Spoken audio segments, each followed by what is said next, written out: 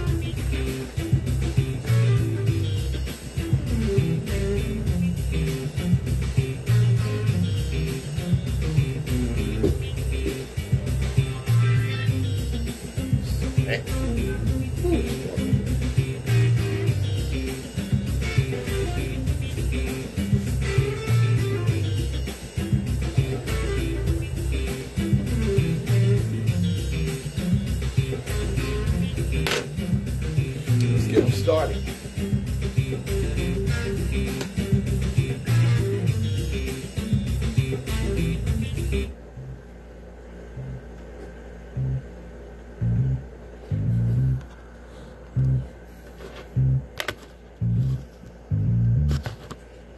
Hey, Tracy, I see you, sister. All right.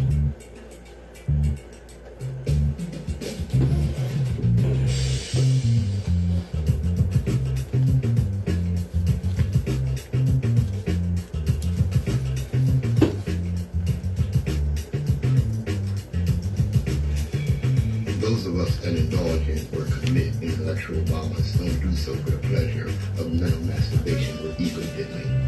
We do so because the chains of oppression in our people's minds are deep and difficult to remove.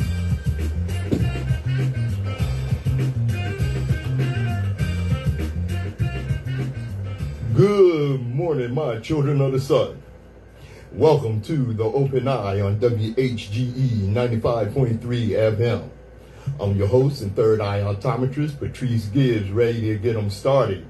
That's right, you are tuned into your mind operation. I'm going to get them chains off. It's the last damn thing I do. Yes, dear. And as I have been doing,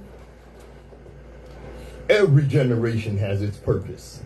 Ours is to reveal the truth and reverse the brainwashing. That's why you tuned in to the Open Eye, because that is our mission, to reveal the truth. Let me get this disclaimer out the way, and I will be right with you. WHGE 95.3 FM. Hey, come on. The views and opinions expressed on the Open Eye are those of the All right, Brother guests, Jardea. Peace, sister. and do not reflect the I see you, policy or Steve. Good position morning. of WHGE 95.3 FM, nor our sponsor, the Delaware Center for Homeless Vets. Any content provided by Open Eye's hosts, guests, or contributors are theirs and are not intended to align any religion, ethnic group, company, or individual. George Clinton said, free your mind and your ass will follow. If you hear the dogs, keep going. If you see the torches in the woods, keep going. If they're shouting after you, keep going. Don't ever stop. Keep going. If you want to taste of freedom, keep going. Those of us that know. That's from Mama Harriet Tubman. Mental slavery is the worst form of slavery. It gives you the illusion of freedom. Makes you trust, love, and defend your oppressor while making an enemy of those trying to free you or wake you up. You know, I've actually experienced that. You know, I had a sister one time on the bus stop tell me, all that black stuff, you keep talking all that black stuff. Ain't you think of something else to talk about? Are you kidding me, sister? That's word. Are you kidding me? Jeez Louise. You know, under the things that you often hear, especially anytime we talk about our histories, get over it. It's not something we can get over. You know, white Americans desire to be free of a past they do not want to remember. That's not actually true. They don't want us to remember. But in the meantime, black Americans remain bound to a past that we can never forget. You know the saying, those that don't learn from our history are bound to repeat it. Those that don't know our history are bound to repeat it. Those that don't want you to know your history have every intention of repeating it. You know, one of the shows I watched coming up, probably in syndication, it actually started, I think, in 1960, was The Twilight Zone. Rod Serling was a hell of a dude. This is a quote from him. And this quote was from what? The 60s, 70s, maybe? You know, right? Actually, it was from one of his shows, The Obsolete Man. This is not a new world. It is simply an extension of what began in the old one. It has patterned itself after every dictator who has ever planted the ripping imprint of a boot on the pages of history since the beginning of time. It has refinements, technological advances, and a more sophisticated approach to the destruction of human freedom. But like every one of the superstates that preceded it, it had one iron rule. Logic is an enemy, and truth is a menace. WHGE 95.3 FM, the Open Eye. Take a quick little musical break here.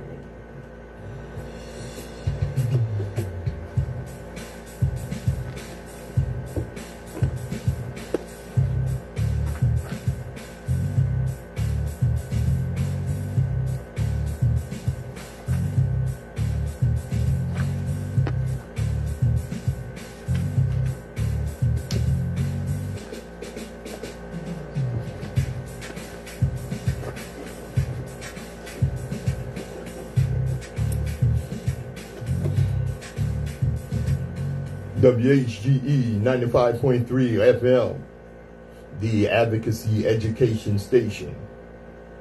Yes, indeed, we will advocate for you in our community. And if you tune in, you will get an education. All right, I'm going to start a little light here. Anyone that knows me knows that coming up, I was quite the baseball fan. And my baseball hero was Satchel Paige. Now, in 1965, the A's signed a 59-year-old, he might have been older than that because we were never sure, and I don't think he was, how old Satchel Paige was. But they signed Satchel Paige as a gimmick to generate fan interest. 59. Nobody informed Satch that it's a joke. However, he proceeds to just shut out the Red Sox for 3 innings. 59, he still had it going on. My man Satchel Paige. Yes, sir. Yes, a big fan of Satchel Paige. And if you don't know anything about Negro baseball, one, I advise you to study it and look it up. And just to get a feel for what it was like. It's a movie called The Bingo Long Traveling All-Stars and Motor Kings. And it has an all-star cast including Billy D. Williams as Bingo Long, character based on Satchel Paige.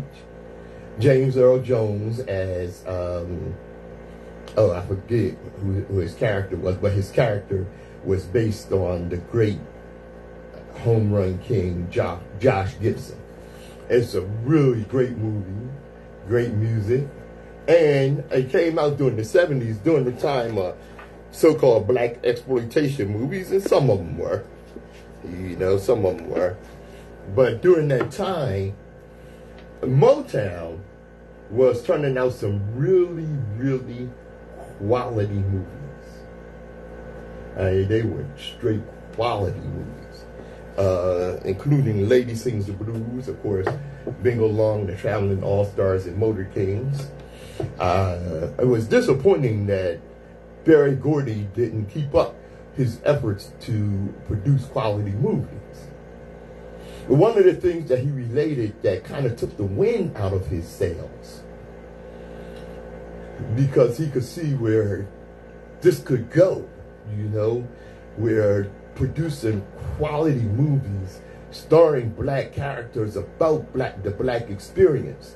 Yeah. So what he did was he approached John H. Johnson and asked him if he would invest in, you know, in producing a studio that would produce quality black movies that would offset the black exploitation movies that were so popular and that were really produced by whites and by the mainstream studios and what have you. And John Johnson, and I think this was one of the worst things he ever did, told Berry Gordy, I'm not letting these N-words mess up my money. It's a black man. He's just the publisher, Ebony and Jet.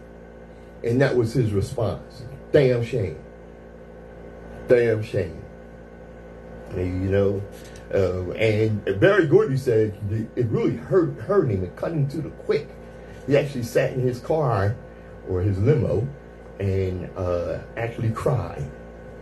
Yeah, so no, when we have a chance to get together and make something happen, you know, we need to grasp onto that.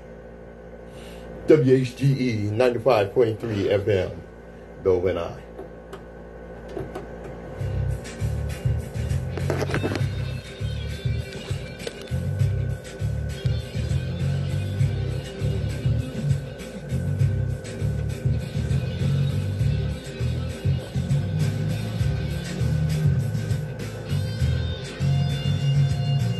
This is your third eye optometrist, Patrice Gibbs.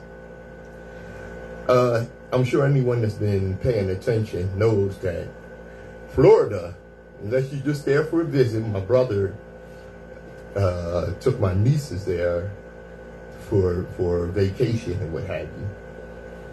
But get the hell out of there and be careful while you're there. If you live in Florida and you're black, and my advice to you is find somewhere else to live. This place is just awful.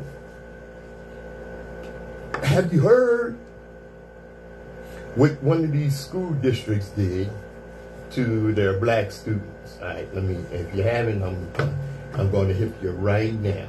All right, it was elementary school at that. It was an elementary school. Okay, they held an assembly.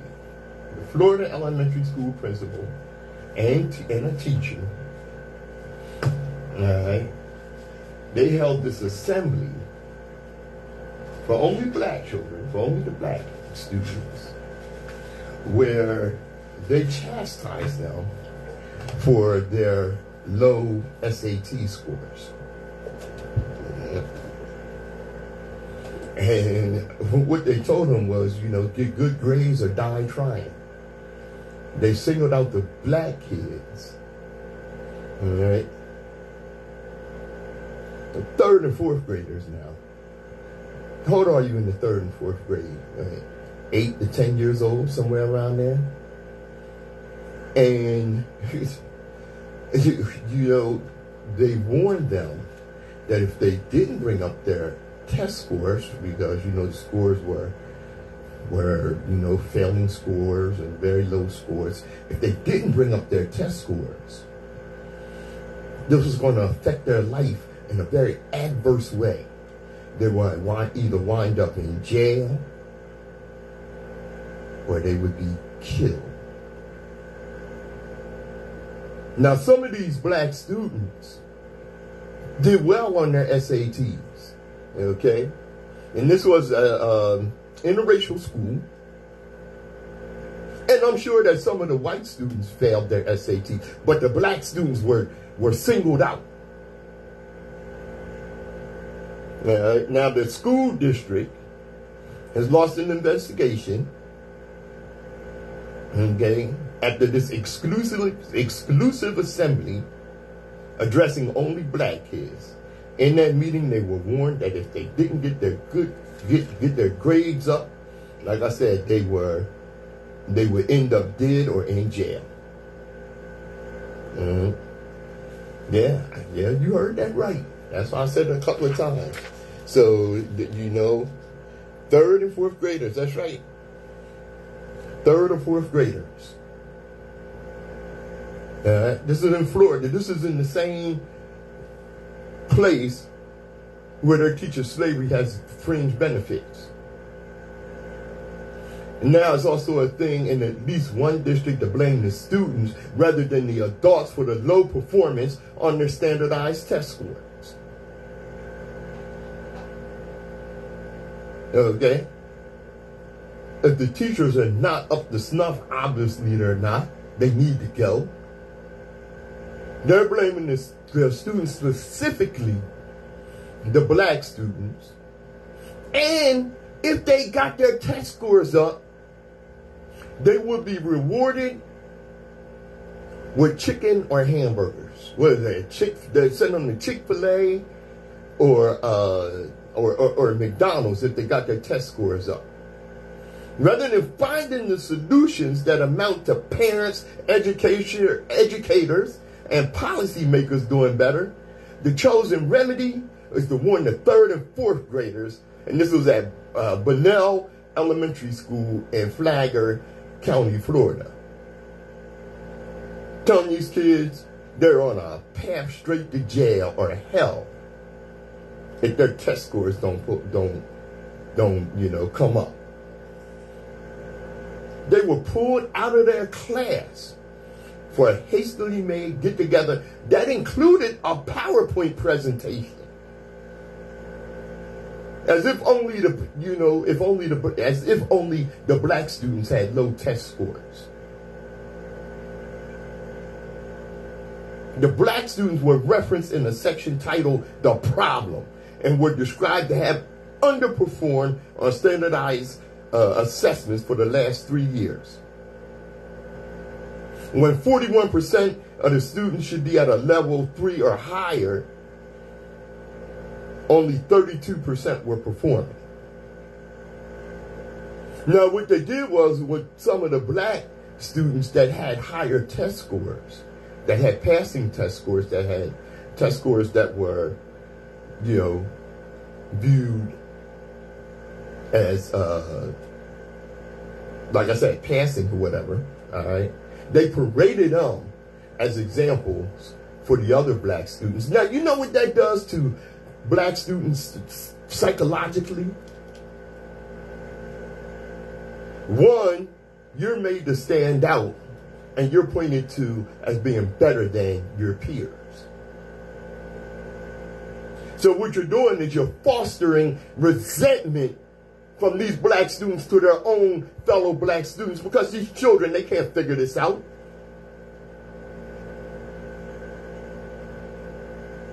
What do students do when you take students and compare them to other students? See, Jamal is doing better than you, Raheem. He's a better black person than you are. And what does little Raheem think? Oh, he's better. He think he's better than me. Now you had that resentment going on. And then, it's something, because a lot of us don't know the history of these SAT scores. I should have brought the cat's name, but I forgot. The eugenicists that created the SAT scores did so to prove that white students were more intelligent than black students, and these tests are actually culturally biased. Okay, those black students that do better because they have been exposed to the white culture. And we're able to navigate it And for that reason, you're going to, point them out as better than their fellow students who haven't been exposed to your nefarious goddamn culture.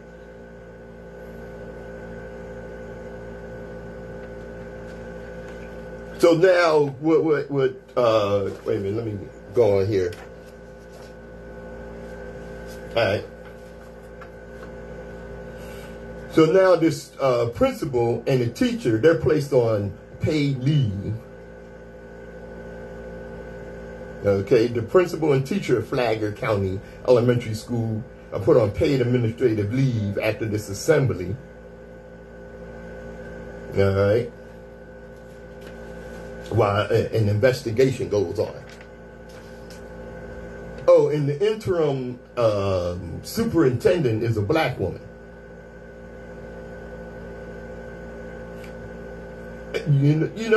It's something. What's her name? Yeah, she's the interim superintendent, LaShakia Moore. And she said, this should not have happened, but it did. And she offered an apology to the students and their families. Oh, we make no excuses of what happened. We offer our apology and we offer actionable actions. What the hell is actionable actions? For us to move forward in supporting our students, supporting our schools, and supporting this community. It is my responsibility to identify why did this happen. We do have an investigation that is going on, and we will continue to move forward as we get. Why did this happen? Why did this happen? Because you had some racist ass teachers and a principal who are blaming the students for their failure to properly teach them and expose them in such a way. And it's a damn shame what we're dealing with. Because what we're dealing with here is, especially in Florida, where they're teaching not only did slavery benefit black people, the craziest crap I ever heard, but they're also teaching things like Frederick Douglass. They had this cartoon that they're peddling around to the schools, and I say peddling because when I say peddling, I relate peddling to somebody giving you dope. They're peddling to you, peddling this crap. This cartoon, and in this cartoon, they have Frederick Douglass, who was voiced by a white man, explaining to some kids that it's something that slavery was evil, but it was necessary so that America could be America, and that the founding fathers had to do what they had to do, and then they would come back and take care of the problem of slavery. Bro, what a crop! Lying on Frederick Douglass. God damn. Man. Sheesh. That's where Judea said we out here looking like straight clowns, begging the enemy oppressor to teach our children. See, that's where we got this school integration crap at. Because we confuse whiteness with quality. And that's crap. Oh, it was Dr. King's fault. No, don't give me that. Dr. King's legacy and dreams, vital as ever, retains its power for being a better tomorrow. At the same time, is decades of deployment in the name of empty virtue, signaling an even well-intentioned allyship, risk its essentialism, warping it into a totalistic, colorblind vision that ignores willful or not the nuance and complexity that our brother Dr. King actually championed. Don't get it missed. Look no further than his perspective on school integration. Far from fully embracing the legacy of Brown versus Board of Education, Dr. King was profoundly skeptical of the ability of our public school system to actually make good on the promise underlying the Brown decision. His own words made that clear. Dr. King said, I favor integration on buses and in all areas of public accommodation and travel. I am for equality. However, I think integration in our public schools is different. In that setting, you are dealing with one of the most important assets of an individual, the mind. White people view black people as inferior. A large percentage of them have a very low opinion of our race. People with such a low view of the black race cannot be given free rein and put in charge of the intellectual care and development of our boys and girls. That was Dr. King. WHGE 95.3 FM, The Open Eye.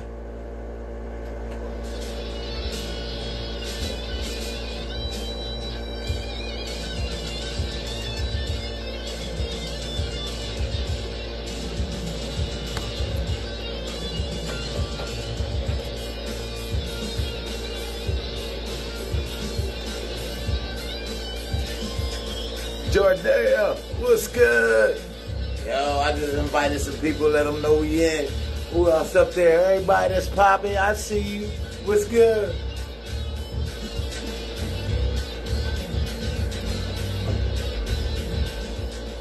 WHGE 95.3 FM. I'm Patrice Gibbs, joined by my partner in consciousness, Nsoromma. Good morning, brother. Good morning, brother. Chop, chop, chop, chop. What's How up, you doing? How world? you What's up, doing? world? What's good? Yeah. I heard you coming in. Man. Yo, listen, I miss my beeps. I'm supposed to be here moving. Yo. Because, nothing's more important than developing the minds of our children. Right.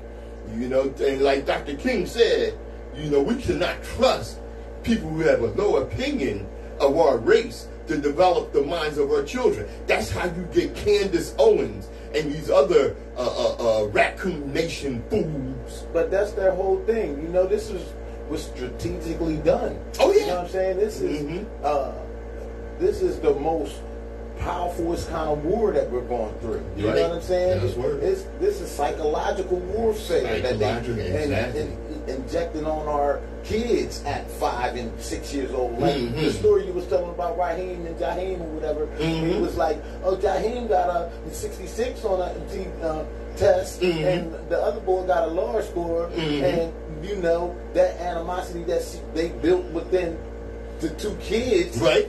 And that's how it's been. They do that with grown people right now. Right. You know what I'm saying? That's on the job. It's crazy, man. Yes, they do. We have to wake up as black people and know that we are who we are. We was the ones that they, when they was digging and going into the tombs, just robbing and finding all these other mummies and stuff. And the more further they went back, the blacker it got. So you don't hear them no more, even searching no more. It's serious, man. Because when they do, like you said, the deeper they dig, the blacker it gets. Right. Now, one of the things, there's a couple of things there, a couple of points you made that I want to elaborate on. One, like you said,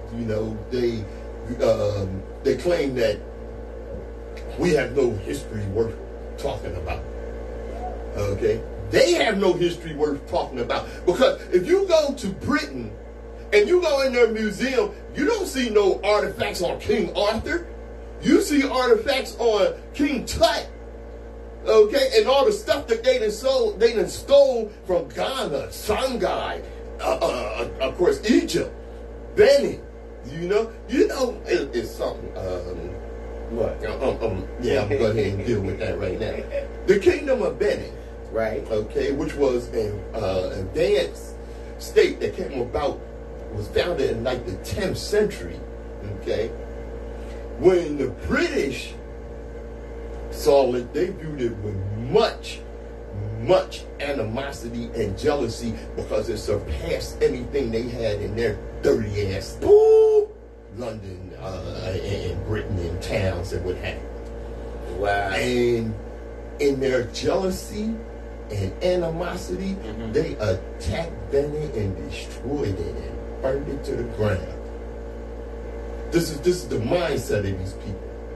You know, and one of the other things you said about how they foster jealousy amongst our people. Right. And you remember when I worked in the print shop. I don't know if you remember, we had this guy, a brother, in the print shop, and he was deaf, actually. Yeah, I remember. You remember? Yeah. Well, I was the general manager. Okay. He did not like that. He came to the point where he let the owner of the company know that he would not be taking orders from me. He would not be taking any direction or recognize my authority. So that's when he should have been let go. That's when he was let go. Almost definitely. Yeah. I mean, yeah. Because one of the things that had the authority to do was to hire and fire, and I fired his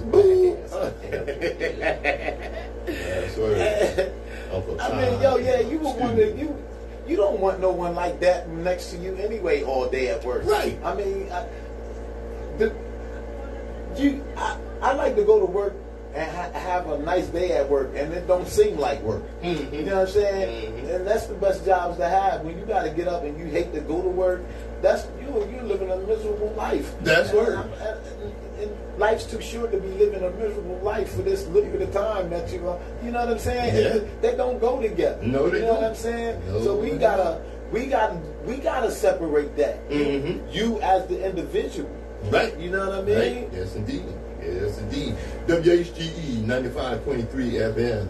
I'm Patrice Gibbs. Nsoromma in the building. All right. Yeah, yo, Mies, what's up? Jordan, she going in. Hey, yo, all right, question. How has higher SAT scores translated to improving our society, social challenges? How has higher SAT scores translated into improving conditions of African people living in America? Hey, yo, for real? I don't think it has it. Right. It's a fight that'll never stop. Because they breed and the next generation to keep it going. It's just it's the yin and the yang. It's the yin and the yang. It's the yin and the yang of life. And that's what it is. WHGE 95.3 FM, the open eye. Yeah. Yes, indeed. Nsoromma just spitting. Yeah. Spotify, all streaming platforms. Go support your boy. Yes, indeed. You know, Jardea asked, how has SAT scores benefited us socially? And what have you? Well, like I said earlier, the SAT scores were not about benefiting anyone, actually, because, you know, these scores came about during the birth of the Industrial Revolution. Okay. Right, they wanted to know if you was good with your hands, if you was good with math, like could you be a mechanic or a plumber, or, you know what I'm saying? They was getting them scores so that they can place individuals in society in these positions to make this corporation money. Right. And that's it exactly. And like I had mentioned earlier, one of the main purposes of these SAT tests, okay, was to prove that whites were more intelligent, inherently more intelligent than black people. Okay, and the crazy thing is, they made up these tests to prove that, and what happened? You had black kids scoring well on these tests and outperforming a lot of the white kids, and they didn't know what the hell to do with that.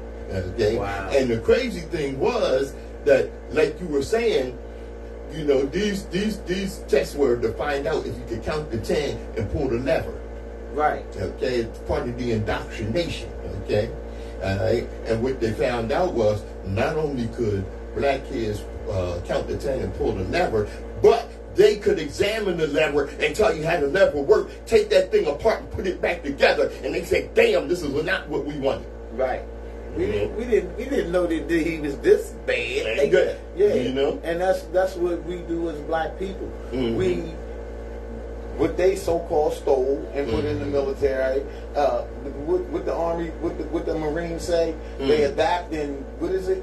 They adapt in, when they get in situations that they got to adapt and pull through. Oh, yeah. What is that saying they say? I'm not sure. What's the military saying? Anybody that's out there listening, what's the military saying when they get into the thick of things and they just go, Marines, adapt and do something. I persevere or something like that. But they got a saying, and they got that saying from watching us, because that's what we do as black people in any situation. Yeah. If you put us wherever on the planet, we're going to adapt and persevere, basically, that situation. You know what I'm saying? And you know, it's something that makes you think of what one of the record producers said, that you send me in the woods, butt naked, coming out with a fur coat and eating bear. Right. That's word. You know, as I say, you see me and a bear in a grizzly fight, help the bear. And so, I used to listen to talk radio. Right. Other stations it would happen. And I would tune in to, even right-wing radio to see what they were saying.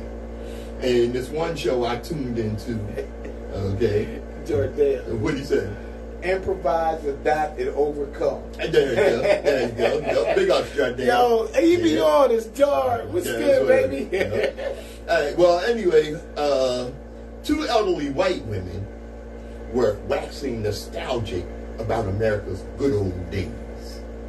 The days when you could go to sleep at night and not lock your door. Right. The days when, you could leave the house at night and not worry about getting robbed or worse. It was a simpler time in America when people knew their place. You know who they meant. And as I listened to this, I remember the time I asked my grandmother about the good old days.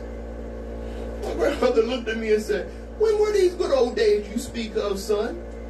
You mean the days when my father was run out of business because a white company came to town offering the same service? So he was no longer allowed to ply his trade? You mean those days? Do you mean the days when I was harassed and threatened for organizing black domestic workers to pursue better working conditions and fairer pay?" My grandmother did that, man. Her and her sister, they organized domestic workers here. Right. All right? So they wouldn't have to stand in the corner and wait for these white women to come pick them up and pay them whatever the hell they wanted. Now, you had to call my grandmom and Aunt Jenny. Right. If you wanted a domestic worker, and you had to pay them a fair wage, or you could forget it. You could clean your own damn house. That's word. That's word. Or do you mean the days when one of the most dangerous risks black people could take was to travel outside of their community? Well, what made that so dangerous? Because you could find yourself in a place called a sundown town. Now, you would think that this was something that was relevant, and that its relevancy went out with the civil rights movement and all what happened. Okay? Right. Not the case. Not the case at all. Sundown towns are alive and well today. Right? I seen a brother. He was a truck driver. Right. And he was in the Midwest. He was not in the South. He was in the Midwest. Right? And it was during the day. And he went through one of these towns and he was like, "Man, I'm hungry." So he pulled over and he went to the Mickey D's in that town. Right. The McDonald's in that town. Right. He went in that McDonald's. There were no black people in there. All right.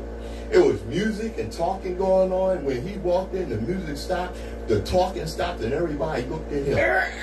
Yep.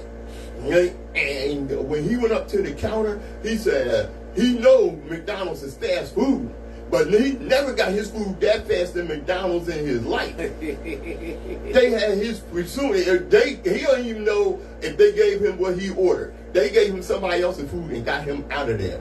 And when he realized what was up, he got the hell out of town too. That's right. All right. And that's the first time that really happened to me at this age right now that I am right now. It was the Maryland State line. It's a Waffle House down there. Okay.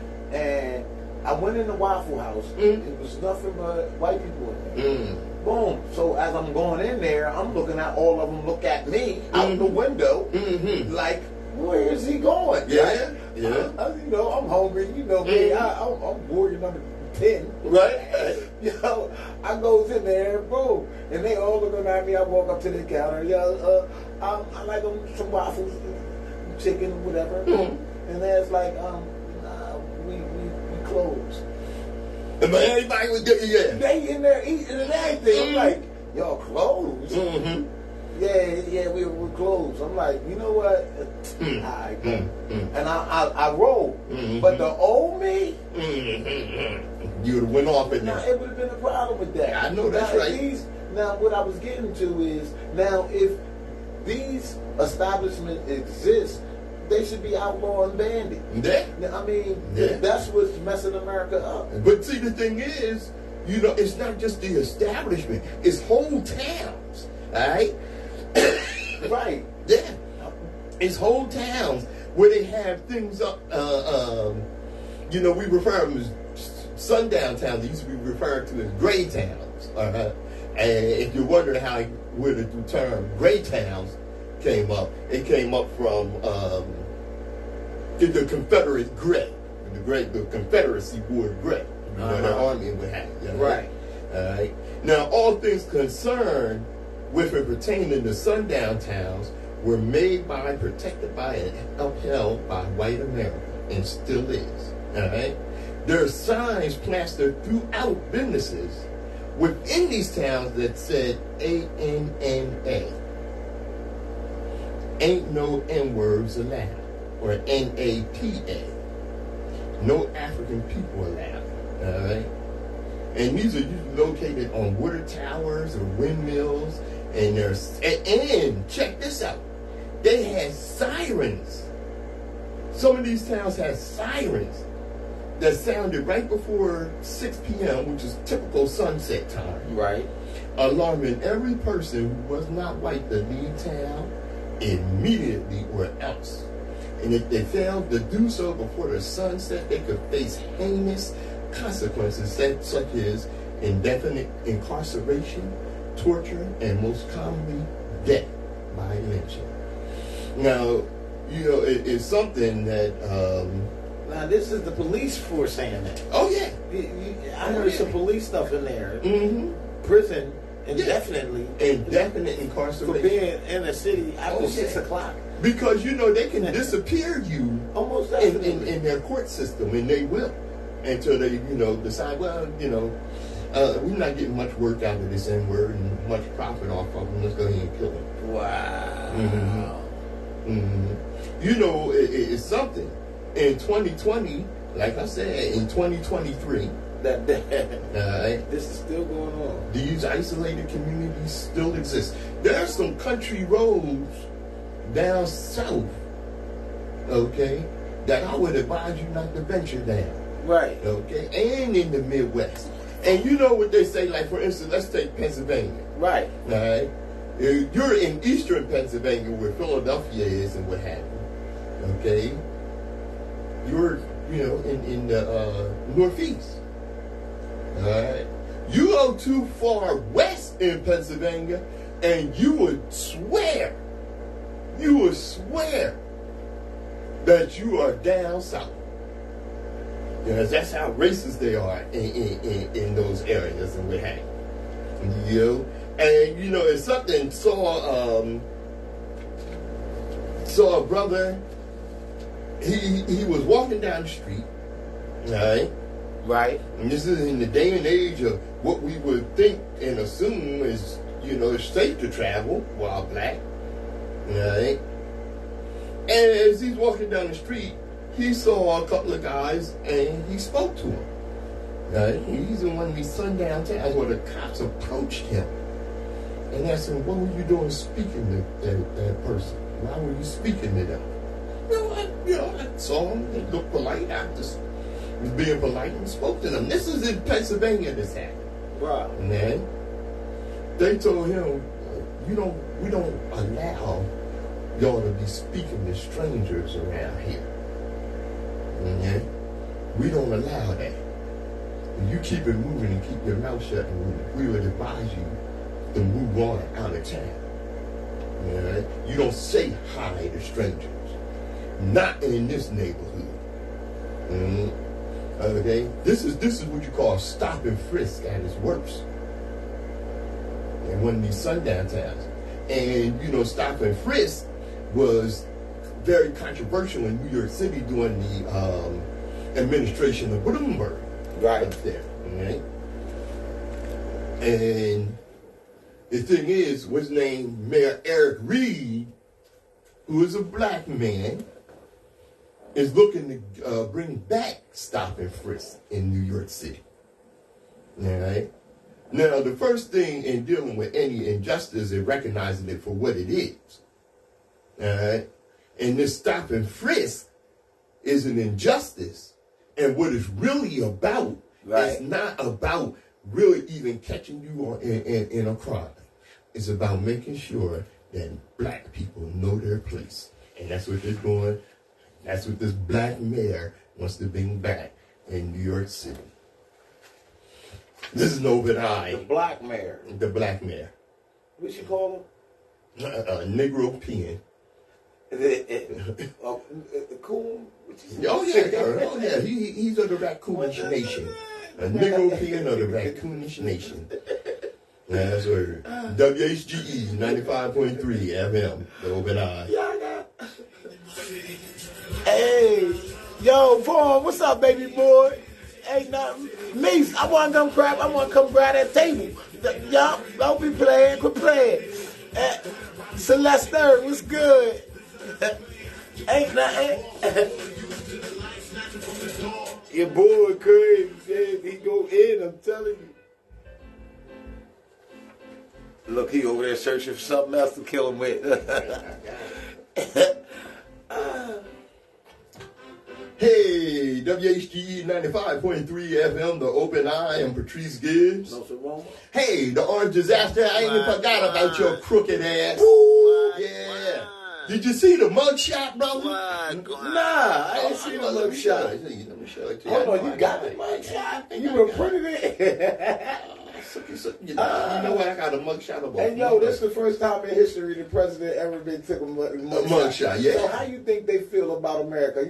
How you think other countries looking at us and like we got the biggest criminal in the world as a president? Mm-hmm. And what you think the cartel and all of them is saying? Oh man, hey, we ought to hook up with him because goddamn, he's a bigger crook than we are. Crazy. Yeah. And every other nation and country is like really not going to respect America anymore for that simple fact. I don't care who's in office. How about that? At least Obama did have respect from everybody. Yeah. And could go anywhere he wanted to. Mm-hmm. You know what I'm saying? No drama, Obama. Without slipping and falling over his feet. How about that? Nah. How about that? Nah.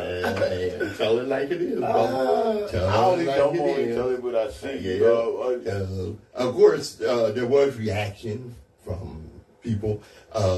What's her name? Princess Dumbass from the Northern Woods. Sarah Palin. Oh, okay. She's calling for a civil war because they arrested a righteous man. But no, they didn't. They arrested a crook. All of them crooks. Oh yeah. And of course the sister that's the prosecutor down there. What's her name? I got her name here somewhere. Don't worry about it. At any rate, was it 18 or 19 people indicted and mugshots taken. And all their poses are really similar to the Orange Disaster's pose in his mugshot. Okay? Right. And I thought I had it with me, bro, but you ain't got the picture, man. Nah, I ain't. Let me see here. Nah, I ain't got it, bro. Okay. Nah, I didn't. All right, keep it moving then. Come on. That's all right, though. But at any rate, all right, it was a brother that was arrested. Now, all these people that were arrested, except for this brother, were bonded out. So they, you know, they went and got their mug shot, this, that, and the other, and then they were released pending trial. Okay? But Harrison Floyd III, he was one of two black people. I hate calling them black people because they really just Negro-peeing fools. All right? Named in the criminal case, and he's the only co-defendant still behind bars. Wow. With his dumb ass. All right? Because what happened was, and he's the former Black Voices for Trump leader. All right? And he was the only one that turned himself in without arranging a release bond. Well, the reason he didn't get a release bond arranged is because he attacked the FBI. Okay, when they came to, you know, check him out and investigate him and this, that, and the other, this fool got violent. And he faced the charges of racketeering, manipulating a witness, and conspiring to give false statements after allegedly collaborating with Chicago-based police chaplain Stephen Ford, who is also black, another.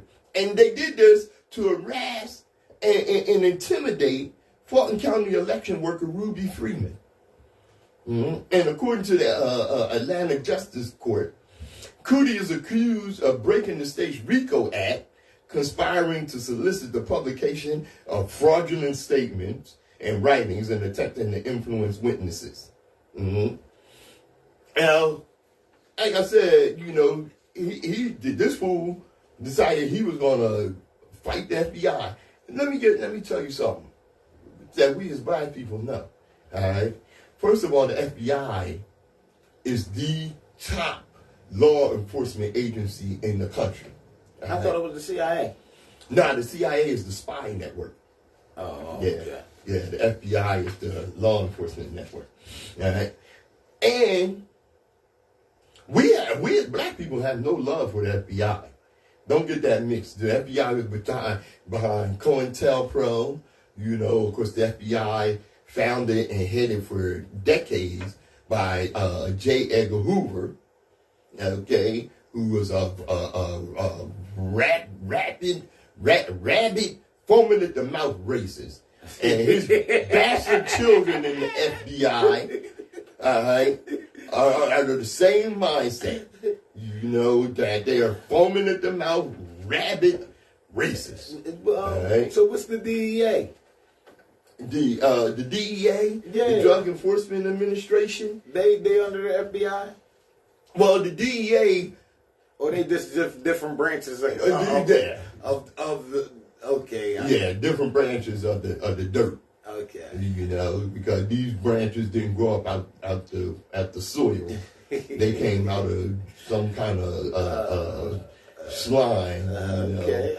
You know, it's something you ever see eyes staring at you and wonder, what is that? Right. You know, and then you realize these eyes are staring at you from underneath a rock. Yeah, it's the slimy slime that slipped up out of the slime when their nasty ass mother wasn't looking. Ooh. You know, and this guy here, you know, I had to wonder about his lineage because I really think that his Uncle Daddy didn't have a good pullout game. WHGE 95.3 FM. He said his Uncle Daddy didn't have a good pullout game. Something wrong with him, y'all. Hey, yo, Kirk, what's up? Zil, yo, what's the deal, man? You know what I mean? Just holler at, good stopping in, you know what I'm saying? Good way to check your boy out. I know I'm supposed to be and grab it. It's cool. I'm going to come see you. Get it? All right. Open eye and the third eye optometrist, doing like my intellectual surgeon. All right. You know what? America has a healthcare system that if you're fortunate enough to get into can bankrupt you. But you're not. But if you're not, you have to make the choice between food and actually getting your illness treated. Wow. Yeah.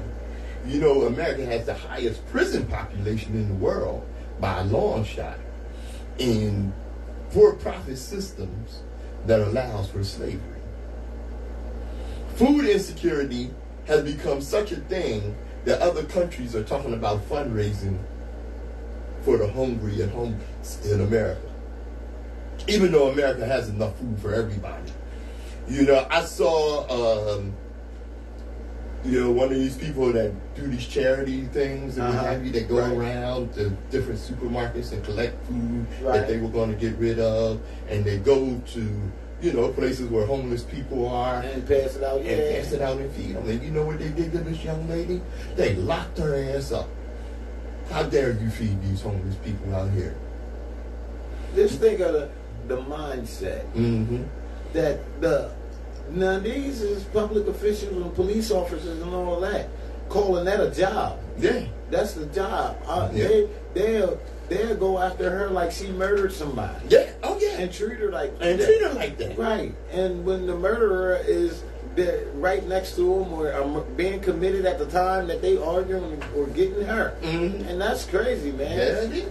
You know? Yes, it is. You know, Americans are, of course, the most thoroughly, passively indoctrinated people on earth.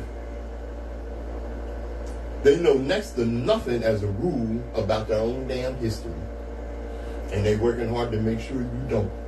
Or, let alone the histories of other nations. Or the histories of the various social movements that have risen and fallen in the past, and they certainly know little or nothing of the complexities and contradictions comprised within words like socialism and capitalism. Chiefly, what they have been trained not to know or even suspect is that in many ways they enjoy far fewer freedoms and suffer under a more intrusive centralized state than do the citizens of countries with a more vigorous social democratic institutions. And that's the big part of our problem with your dumb ass. Oh, that's her. That was a beat. Oh man. Come around to close, but let me tell you something that we mentioned earlier about our resilience. Of course, there are obstacles that impede our progress. But as long as we approach these with a negative defeatist mindset, we will never advance. Okay, speak it into existence. My family didn't have the wealth, educational, financial, corporate legacy, or connections. Therefore, my future is predetermined to be dismal. That's crap. Don't you ever believe that. We are a prime example of what determination, courage, and resilience can produce. There are many that will and have made great strides and will open doors and bring many with them. I reject the naysayers. You know, check this out, man. You know that during Dr. King's time, right, that you had many people claim that Dr. King messed up a lot of people and set them up for failure and disappointment by telling black people we can do anything. Guess what? We can't. And we have. Yeah. Neither the obstacles, lack of resources, nor access to, the bag and all that comes with that has ever stopped us before. We must take hold and remember who we are. Because even with substandard resources, right, we achieve. With substandard resources, we still do it. Too often we fight the wrong fight and make poor choices, and then people say, oh, we can't. Count the times we have triumphed in the face of adversity.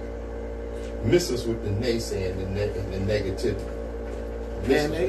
And they was like, they look at us like we the slower breed, and their whole corporation was built on a black man's idea and drawing, which is Washington, D.C. That's right, Benjamin Banneker, brother. And so a lot of white people that argue that we dumb like that and they're smarter or whatever don't even know that. No. And that's what makes it really crazy to me, because they arguing on a fact that they think is the truth when we have physical evidence of the reality of our situation. Right. So, you know, and like you said, you know, they're arguing on something that they actually know nothing about. That's earth, you know. See, this is why you don't argue with the dull and the ignorant, okay? Because they'll pull you down to their level and beat you on experience. Right, and both of y'all look gullible. You look gullible, right? You know, just like I said before, you know, you don't play chess with a pigeon because they're crap all over the board and then knock everything over and strut around like they won. The hell out of here. And like we always tell you, destiny determines who enters your life, but you decide who stays. Therefore, value those who value you and don't treat those as a priority. Who treat you as an option. The open eye. Thanks for joining us. Thank you. Yaga. Yo, what's good? Vaughn Jordan. Yo. Banneker City, not Washington, D.C. Oh, okay. I thought it was Washington, one of them. No. Hold on. Benjamin Banneker designed Washington, D.C. after the Frenchman who they wanted to design it left. All right. So, he's saying Banneker City, not why. Oh, okay. I feel you, brother. What he's saying is the city should be called Banneker City instead of Washington D.C. After Benjamin Banneker. I feel you on that, brother, but it's too many goddamn devils down there. Yo, here you go. Oh, okay. Hey, like I always tell you, all right? And it's coming. Can you feel it? Can you feel it? Global African supremacy. Because the world's a much better place when the black man rules. Don't make no mistake about that. All right, y'all. Peace. Streaming all platforms, you know what it is. Go get that. Nsoromma, Mr. Gibbs, doing what we do. Thank y'all for tuning in. You dig? Yaga. All right. Peace.